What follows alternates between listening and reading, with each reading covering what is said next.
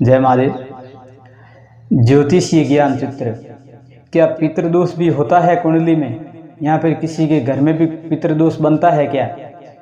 पितृदोष हाँ अवश्य होता है। पितृदोष होने का क्या कारण है? अगर किसी व्यक्ति की मृत्यु हो जाए या उसके बाद में उसका विधिवत अंतिम संस्कार न हो, या फिर उसका तीसरे साल तक उसका श्राद्ध न हो, तो उसकी आत्मा अधोगति में जाने के बाद वो पितृ या प्रेत बन जाती है। पितृ बिठाने का कार्य उसको बिठा करके देवता का शरण दी जाती है। उसके बाद में वो देविक रूप में आ जाते हैं, नहीं तो वो प्रेत योनि में ही रहते हैं। और अधोगति में गए हुए जीव हमेशा पारिवारिक या जितना नज़दीक रहते हैं, करीबी रहते हैं, उनको परेशानी देते हैं और परिवार की कई पीढ़ियों तक पितृदोष का दंश भोगना पड़ता है। इसके लक्षणों से मुक्ति के लिए जीवन भर उपाय करने की जरूरत भी होती है। फिर भी वो पितृदोष के लक्षण जैसे होते हैं, वो उसके पारिवारिक दोष यहाँ परिवार में वैमनस्यता उत्पन्न कर देता है।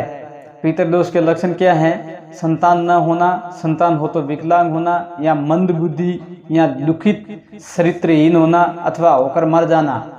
नौकरी करते हैं, बरकत नहीं होती है, नौकरी में व्यवसाय में हानि, बरकत ना हो, परिवार में एकता न होना, सभी की मानसिकता अलग अलग होना या मानसिक रूप से सभी विकसित न होना, अशांति होना, घर के अंदर शांति का वातावरण न होना, घर के सदस्यों में एक या अधिक लोगों में अस्वस्थ रहना, इलाज करवाने पर भी ठीक न होना, या बार बार 1 महीने के 3-4 चक्कर हॉस्पिटल के लगवाना भी ये प्रेत कारक या पितृदोष के प्रबल योग देखे जाते हैं। घर में युवक युवतियों का विवाह में रुकावट आना, युवक युवतियां विवाह की एज से भी बाहर हो जाना, फिर भी उनका विवाह न होना, अपने खास लोगों से धोखा मिलना, परिवार से धोखा मिलना, क्योंकि उनकी मानसिक विभ्रमति ऐसी हो जाती है जिसके कारण वो एक दूसरे के प्रति द्वेष उत्पन्न कर देते हैं। दुर्घटना होना या दुर्घटना के पुनरावृत्ति होना, मांगलिक कार्य में विघ्न होना, परिवार के सदस्यों में किसी को भी प्रेत बाधा होना, या ऊपरी आवाज ऐसा लगाव होना जिसके कारण प्रेत उजागर होकर के वो उसकी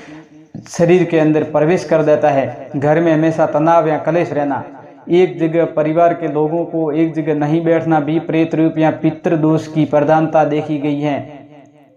पितृदोष के कारण क्या रहते हैं?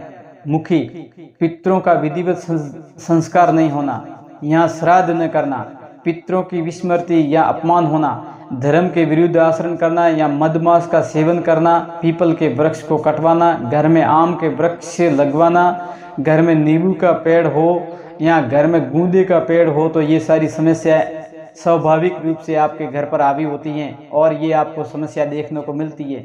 आप इससे ऐसा है बचें। श्राद्ध करने का भी एक विधान होता है। जब व्यक्ति को अपन कहते हैं कि वो स्वर्ग लोक चला गया है, या फिर उसका दूसरा योनि के अंदर जन्म हो गया, 3 साल तक या 5 साल तक वो पिता के अधीन रहता है, संचित कर्मों का भोग उसे मिलता है।